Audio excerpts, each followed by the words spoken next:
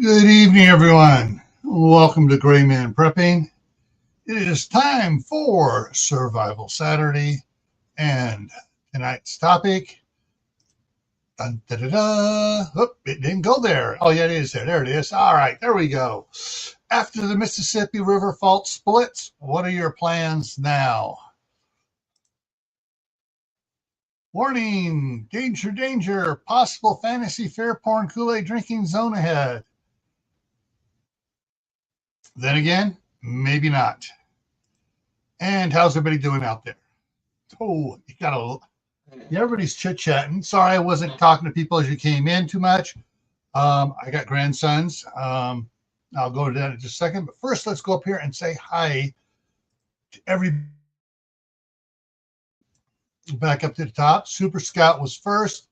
Walt Rogers was second. Geeky Gardens came in third. Diana's in here. Kaylin Strain. And chit-chatting's going on. Shady Hill Homestead, Chef Tech, Ada Nair, Rebel Canners is in the house.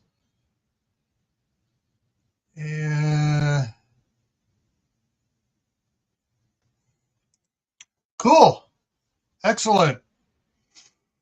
All right.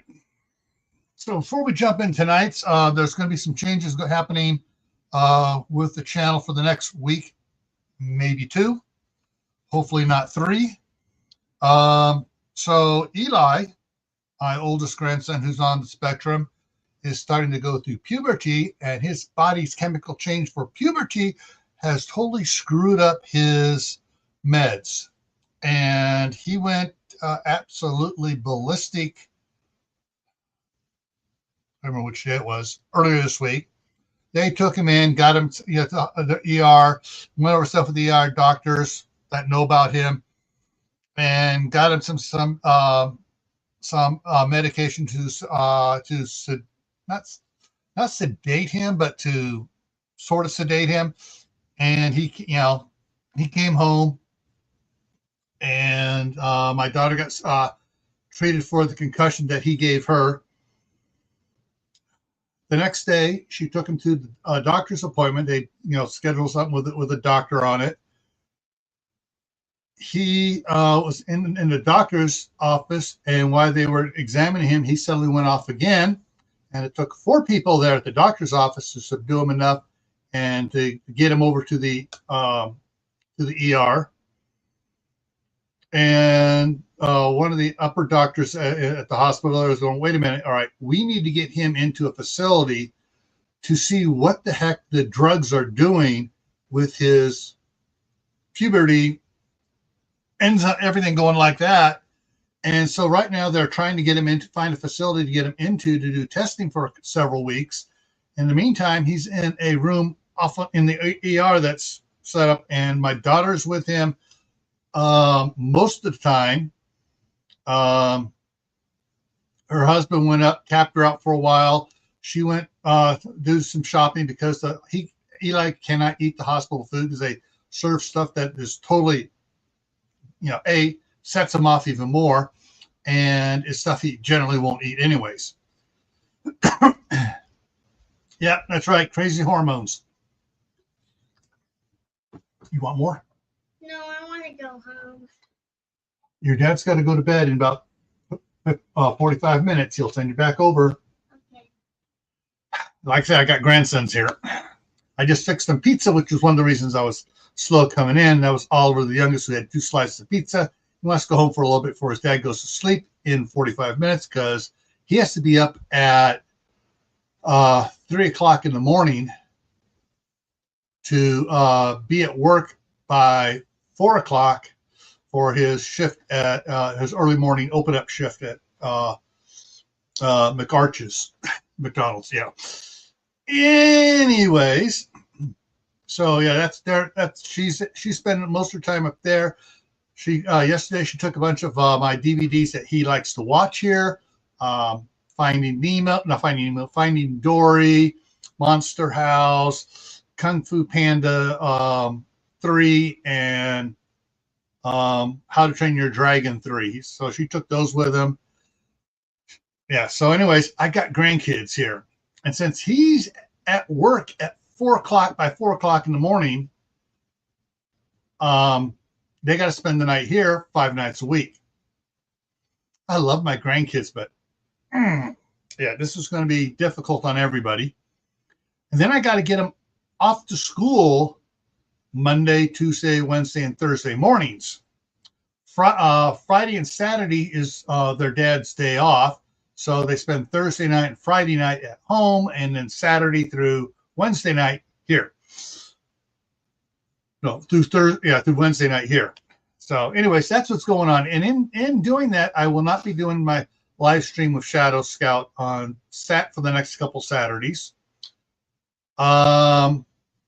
Monday and Tuesday live streams may get bumped earlier. Tonight, Saturday night, not so much, even though they're going to be over here in a little bit about the time this is over, but they don't have to get up so early tomorrow and they can sleep in a little bit, which means I can sleep in a little bit. All right. Yeah. So they'll, and then I have them all day Sunday through till about 12:30, 1 o'clock when he gets home from work. Their dad gets home from work. Monday through Thursday, the two older ones catch the bus at 7:20 in the morning. They don't get home until 4:10. By then, their dad's already home, so they just go over there for several hours before they come back over here for the night. Oliver, the youngest, who's in half-day kindergarten, has to be at kindergarten at noon, and he comes home with the other boys on the bus at 4:10. So he's here with me during the morning time. Not usually. He's really, really good to have here because other than him, all the time, I'm hungry. Give him something to eat. 20 minutes later, I'm hungry again. The kid eats like a teenager, and he's, in kindergarten. But once he goes to school at noon, then I got a couple hours before they start coming back. But the morning, the 12 o'clock Mountain Time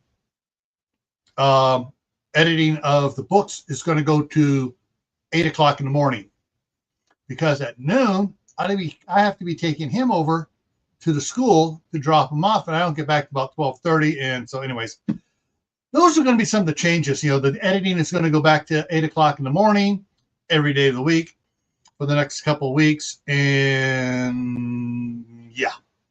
So that's the fun stuff coming on here. Life is a challenge, and then you become a grandparent. And sometimes you don't get to spoil the grandkids all the time. Sometimes it becomes a challenge again. All righty. So with this, Oliver's catching Danny's cold. So I just gave him more vitamins and some cough syrup to help his cough. All right. So let's go back over here. Boom. And take a look at the next slide.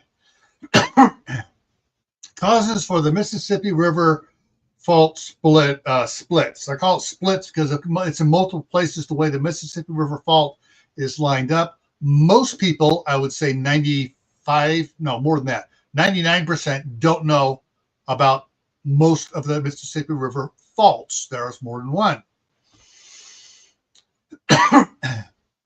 So looking at it, man-made on purpose, not going to happen. I mean, they could try building a dam across the northern border of Louisiana all the way across for a mountain range to mountain range to try to stop the water.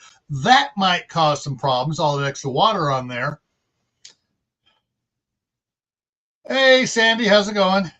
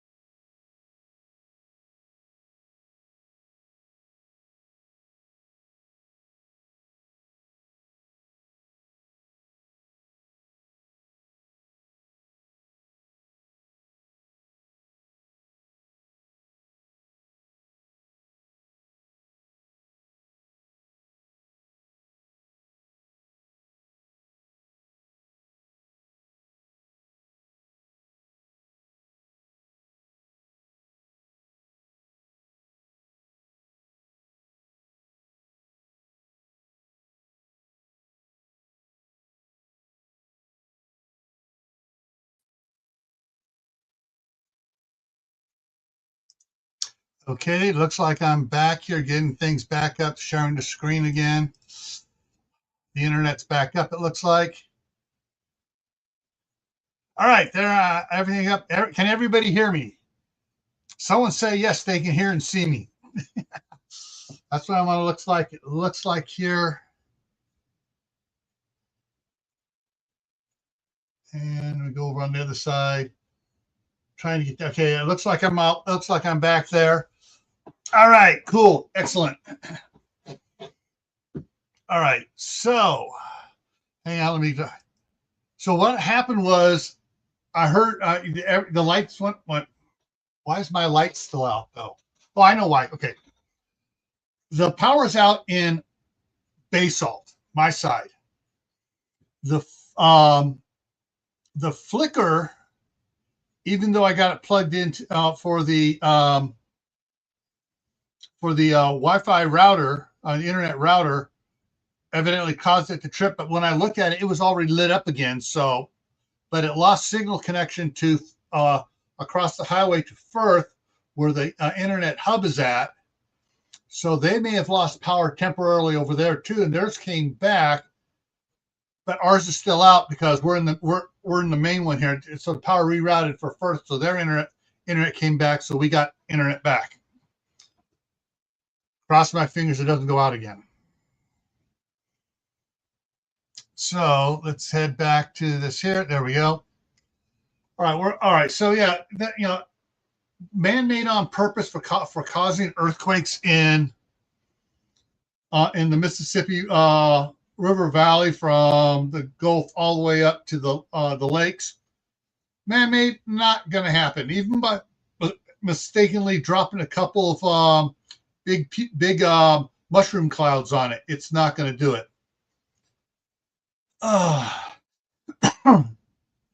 Nature cause, always yes, 100% nature cause. And there are things going on. I mean, they just recently had some more earthquakes up and down the Mississippi River Valley there, that small ones, but they showed up. So let me go ahead and get to the next part here. Mitigation. What can we do to stop it? Nothing. What can we do to mitigate its impact upon us? Regular prep. I'm going to go ahead and shift this here a little bit. Regular preparations. Your normal getting your base plan, getting your supplies, your normal preparedness stuff, then working on your plan for earthquakes. I'm not sure if the insurance companies have that area listed as you have to have special earthquake insurance for it. Something to check out on that. Water up here. Yes, I picked up the cough for my grandsons. And, I don't want that one. I want this one. Yeah, the chloroseptic ones is working a little bit better for this particular cough. So, mitigating your stuff for your house, the standard stuff you do for earthquakes and stuff, you can, anyone in that central area and out 100 miles, within several hundred miles of the Mississippi River, you are susceptible to earthquakes from for the shock waves from it. Back when the New Madrid fault went off, it rang church bells down in Charleston, North Carolina, I think it is, and it rang and it broke windows in Boston, or vice versa. There was damage felt from Boston all the way down into North or South Carolina, where people knew about it, they felt it.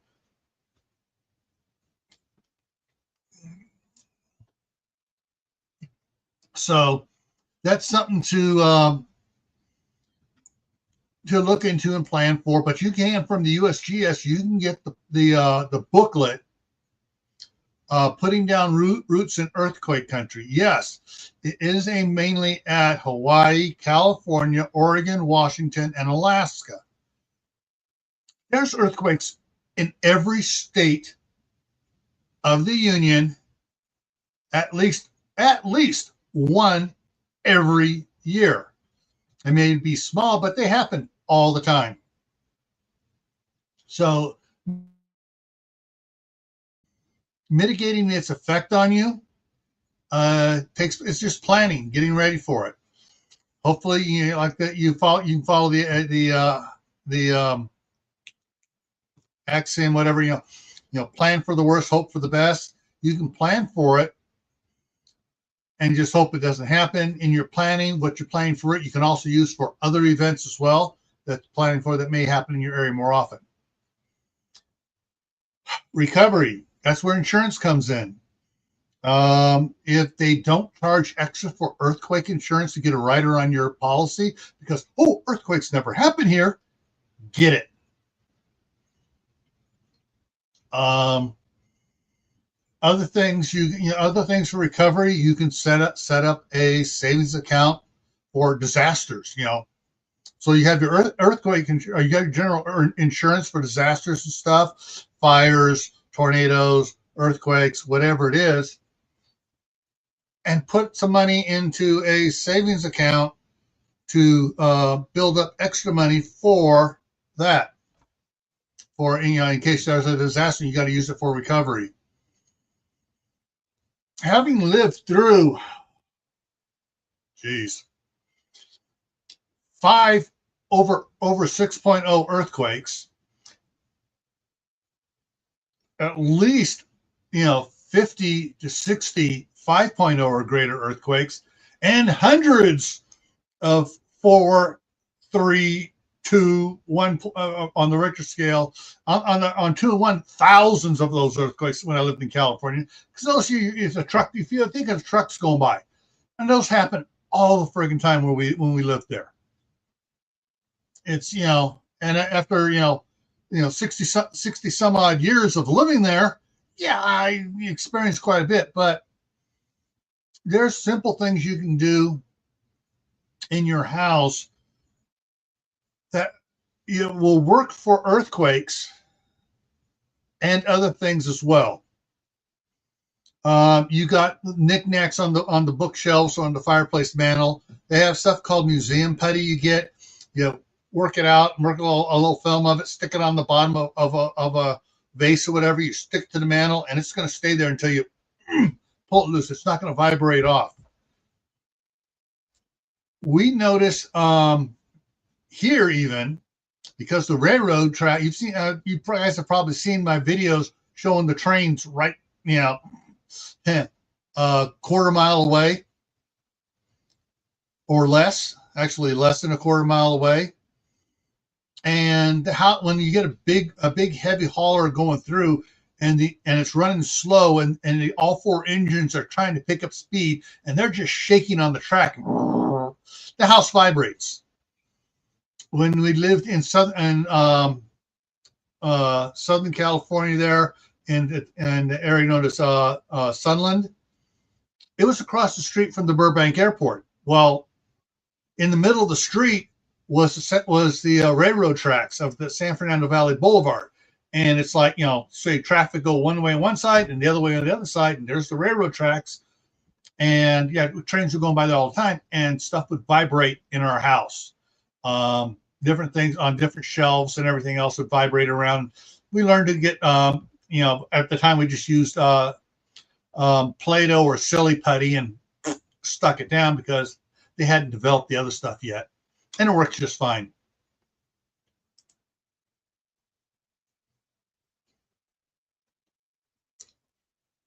Yeah.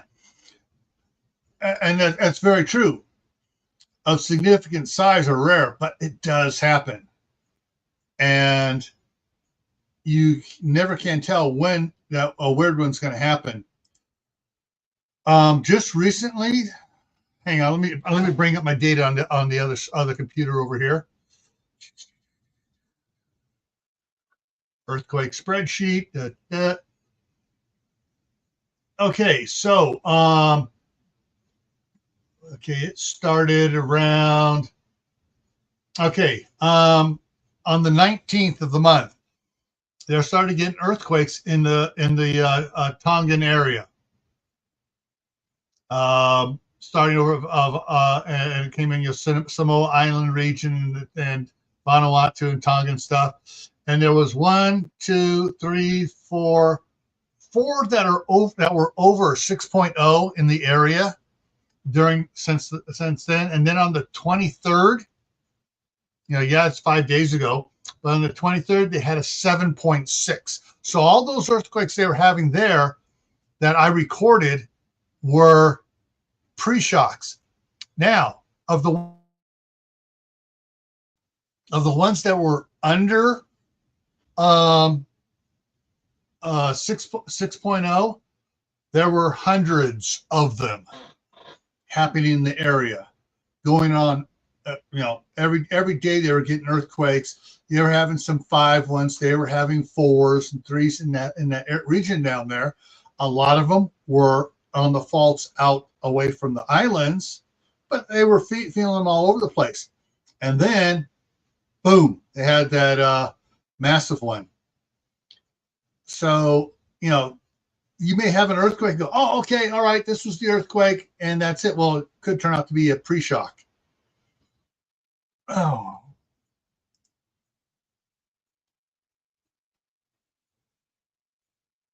Exactly.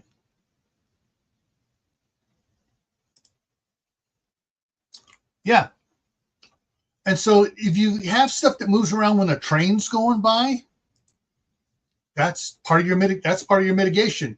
You do the things that keep things from moving around when the trains go by. That way, when an earthquake happens, those things are already held in place and they're not going to be bouncing over and falling down and breaking for you.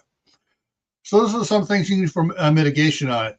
Other things for recovery. Recovery is always hard. During the 1971 Silmar quake, we were, like I said, we lived over by the Burbank Airport, miles away where the epicenter was out in Silmar. And, it shook our house fairly good. My brother and I were in one bedroom, the bathroom and my parents' bedroom on the other side of that. My brother and I were in a bunk bed, and I thought he was pulling his usual stunt of rolling up on his back, putting his feet up, and with his feet bouncing me.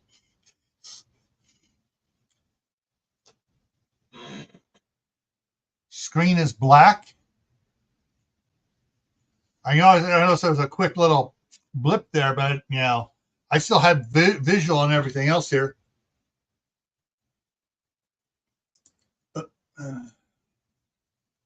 Yeah.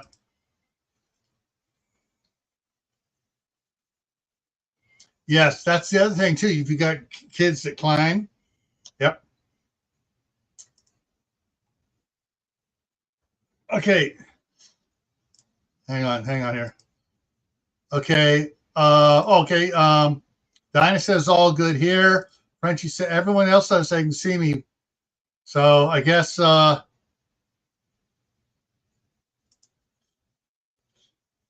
refreshed the browser. Yeah. Yeah, everyone else says they see me just fine. So one of the things, so what happened was when that 71 earthquake hit, I thought my brother was bouncing me.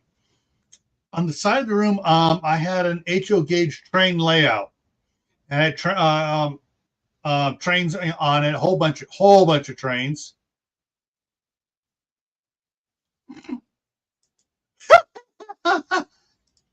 All right, and none of the engines derailed, but a couple of the boxcars bounced off. Next to the wall, next to our beds, was a bookshelf that I had on the very top shelf of the bookshelf. Since I'm in the upper bunk, I had probably about 50, 60 comic books just laying up there. Not one of them fell off. My dad, on the other side of the bathroom, his bedroom, he tried to get up out of the bed, And that part was shaking. That bed was shaking so bad. He would start to get up. He'd bounce off the wall, hit the bed, off the bed, off the. And he said it was worse than when he was riding a Brahma bull in the rodeo.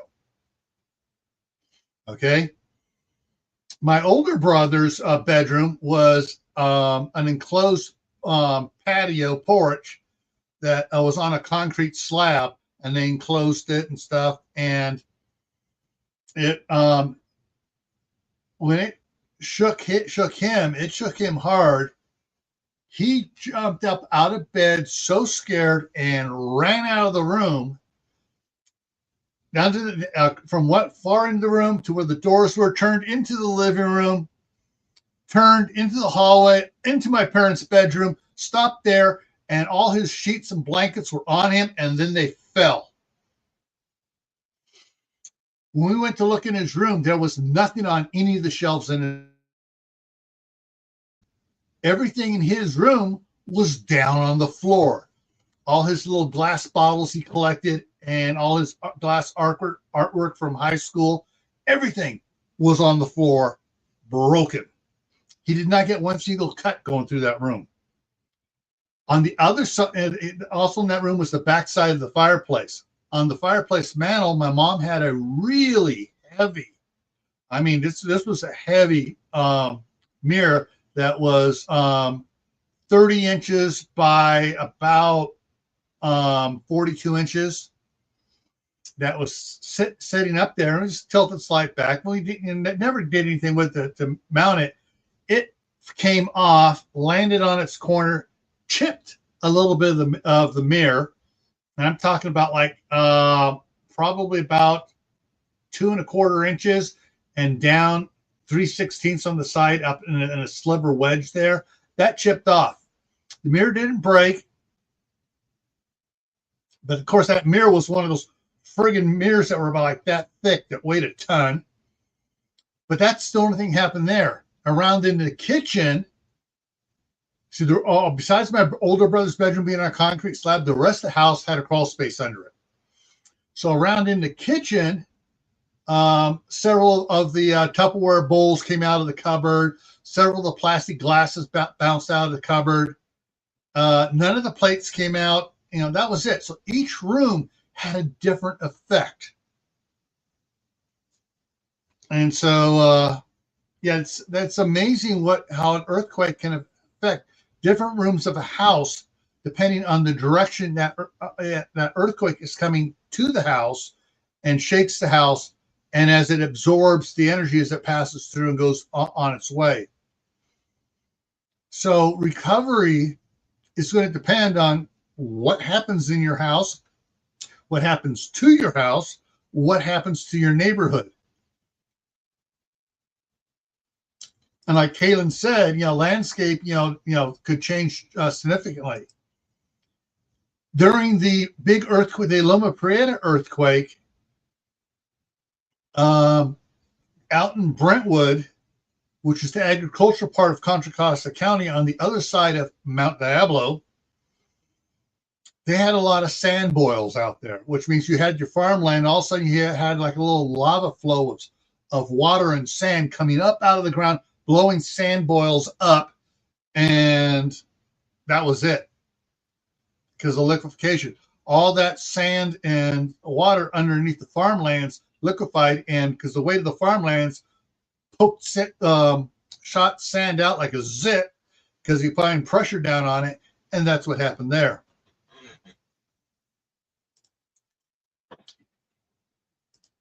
For my older brother's bedroom, yeah, because that room shook the worst of all the rooms in the house. The others being on a cripple wall or a crib wall, as they shook what they absorbed it and went like this. There was crack in the stucco on the outside where the cripple wall and the floor joist met, and the cripple wall went like this. So right at this point here, the stucco cracked all the way around the house where it shifted and went with it. So there are different things that can do, happen different ways. I have a lot of pictures which I couldn't find. They're on my backup hard drive. I didn't want to spend all the time going through it because I had grandkids here. And anyways, in the Sylmar earthquake, the Northridge earthquake, and the other one down there in Southern California, there are three big ones since 1971.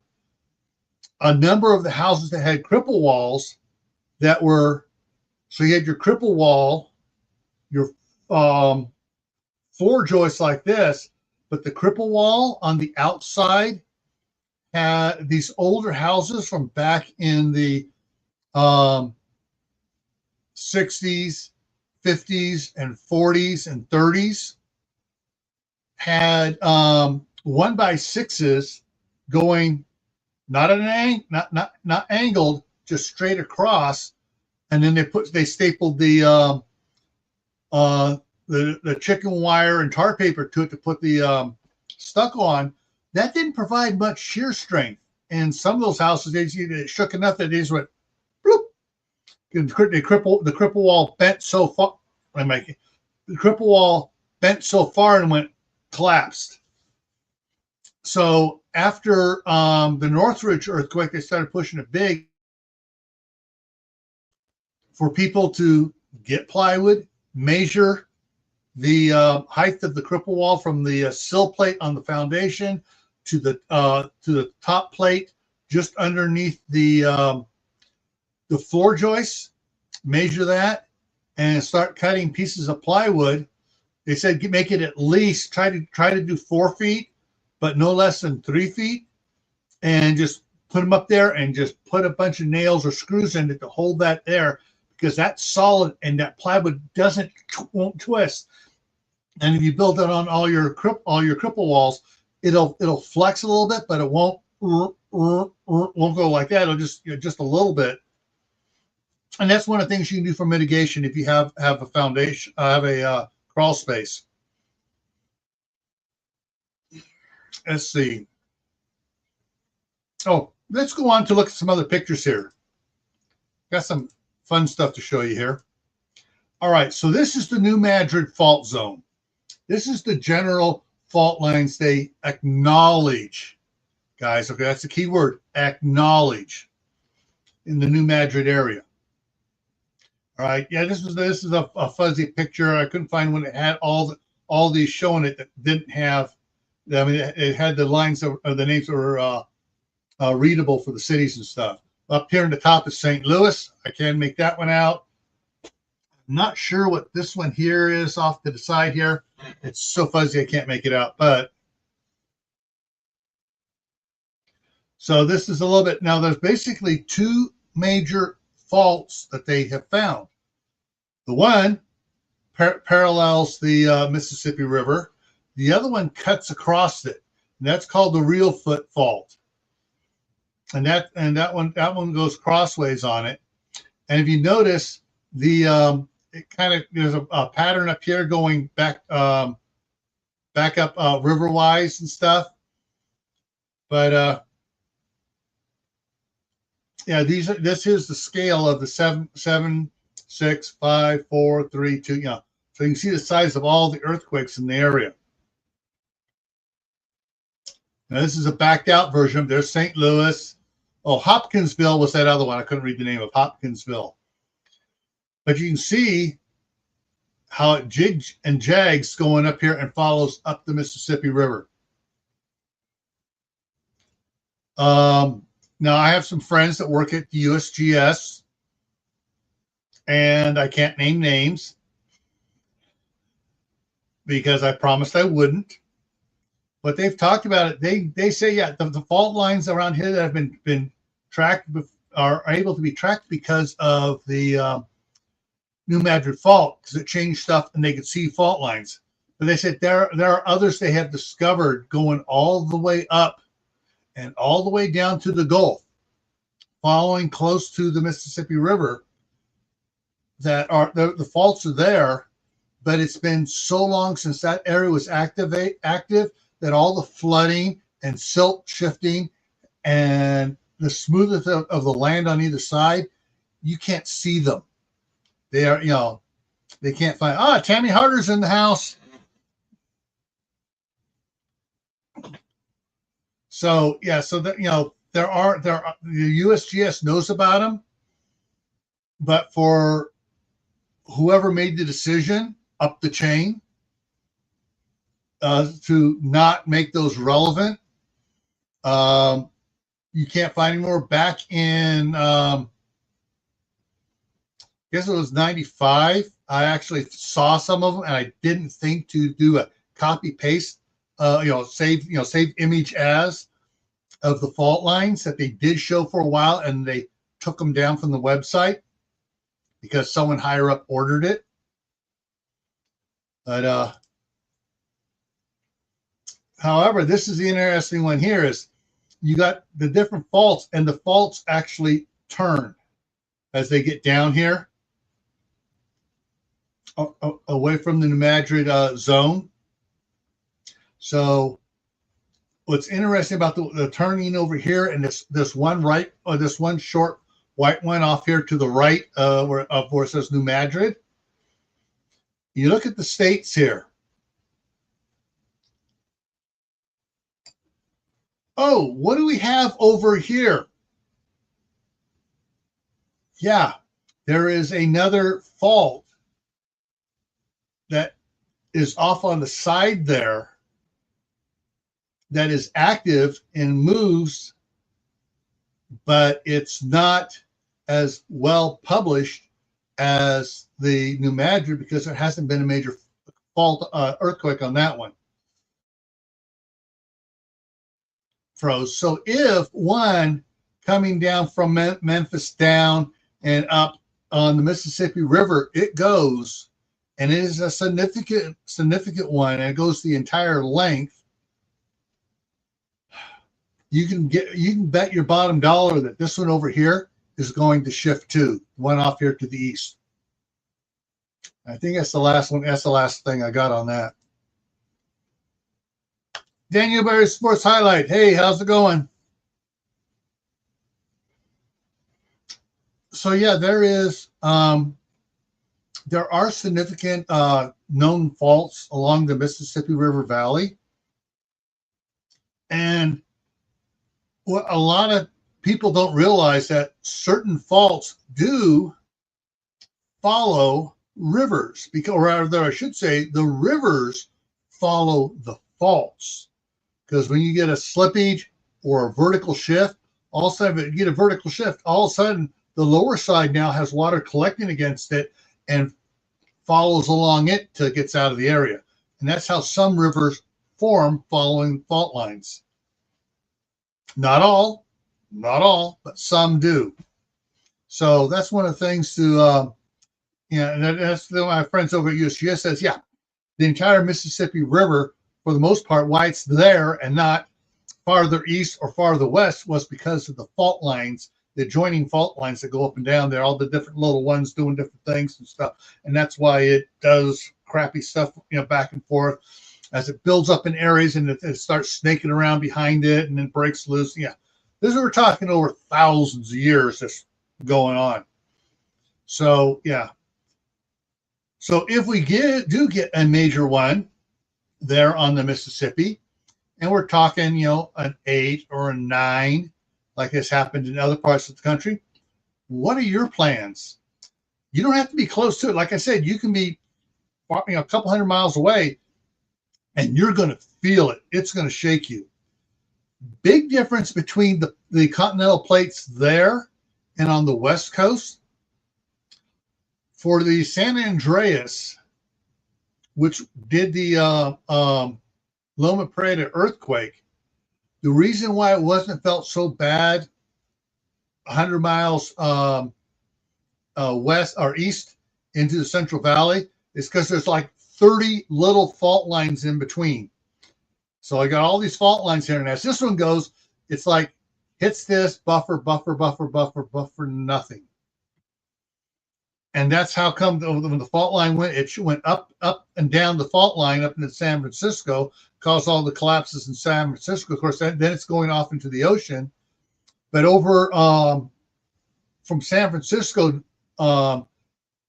due east was where we were at, and it wasn't bad at all. And we are within 45 miles of San Francisco, but there are like 8 major fault lines between the staff sergeant's house and San Francisco. And every one of those fault lines absorbed a lot of the energy, because when energy hits it, it didn't transfer. It kind of shifted and did stuff. And you got new stuff going, and it shifted, and the plate in between starts moving. And yeah, so it dissipated. You always shook the house, but it, nothing broke, nothing came down. So yeah.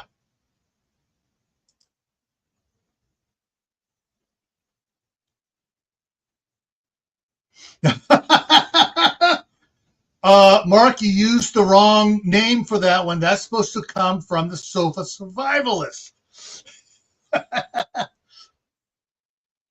Yeah, it depends how deep it goes. Now it could be that your main stuff is down low, and it does a lot, and the surface just kind of is basically the surface leaning towards you, and it just kind of drifts and drags and stuff, and you don't get much surface opening up. But if you get one a little closer up in the medium area, it could cause shifting, and as everything's kind of bent, all of a sudden it shifts, and all of a sudden now you got gaps. That's kind of what Mark's talking about. You could wind up with gaps, and all of a sudden water just goes down in. Oh, he told you to say that. Okay.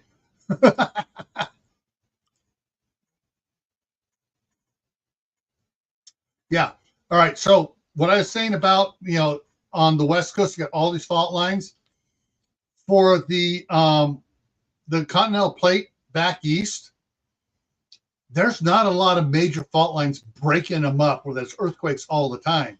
So when the plate shifted, it was like a big plate. You wrap it, and the sound vibrated all the way through it like a cymbal, and that's how come they felt it so bad on the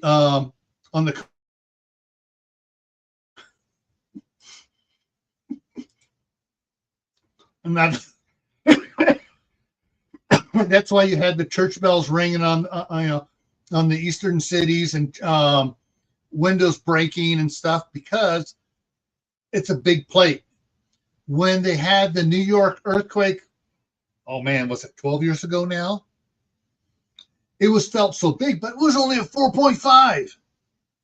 I tell you, a 4.5 in California is nothing, literally, because it shakes and you don't feel, and it dissipates so fast. But there was no way for it to dissipate on the East Coast, because it's the plate is basically still solid, and so the effect was felt a lot farther, because the vibration traveled through the plate and everybody felt it.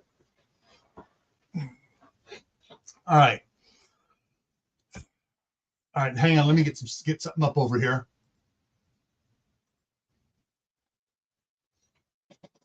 Okay. Hang on, I gotta hide something here. Uncertainty. All right, hang on, I gotta fix something on my data sheet here. There we go. Hide, boom. Okay. All right, so start tomorrow here on Gray Man Prepping at 10 o'clock Eastern. And actually every day next week at 10 o'clock Eastern will be the editing of the books. The book I'm going to be I'm working on is, come on, I am doing Blood Moon Falling, and that's the one that I'm editing currently. Just finished up chapter 3. We'll start on chapter 4 tomorrow morning. Monday night on Camp Patton Family Compound, topic is honey and food preservation. Okay. Tuesday, on Tactical Tuesday, riots. What are your plans? So we talk about riots and what your plans are for riots, whether you need them, if you do need them, or whether is it a shelter-in-place type plan, or is it like, crap, we're going over to the next town over and staying in a motel for a couple days. Thursday night is a midnight ride. Friday on Camp Patton Family Compound. Similar, so for civil unrest, it's called How Civil Unrest impacts rural areas.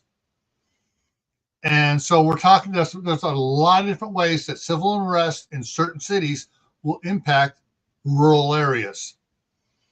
Next Saturday here, the topic here for next Saturday is, after the gold is confiscated, what is your plans? And it's not the first time it will, it has happened before. So that's the upcoming for the next week of topics. Monday and Tuesday may or may not get moved forward a half an hour. I got to see how things go. I don't think I'm going to have to worry about it. I think I'll be able to keep those at the normal time of 8 p.m. Eastern. It's just that the grandkids will be coming over right about now, and as we're wrapping up. So hopefully that's the way it'll work on Monday and Tuesday here. Yeah, we got to go too. So I got the grandkids out there getting excited. So they're waiting for me to come out there and give them stuff before they have to go to bed. More food. So everyone, remember, stay happy no matter what life throws at you. Stay safe. Don't go out and do anything foolish. Keep adding to your preps. Water, food, medicine, clothing. Work on your plans. Learn a new skill. Work on your garden. I got to replant all my pepper seeds. They came up in the tray, and I didn't see them. And I figured, okay, it's going to take 4 or 5 days for it to do it. Went to put the light on it. They came up. They probably came up the second day, and got these little spindly things. They went, oop. So now I got to work on my garden. So work on your garden too, and we'll see you if you want to come in for the editing of the book tomorrow morning at 10 o'clock a.m. Eastern time for editing chapter 4 of Blood Moon Falling.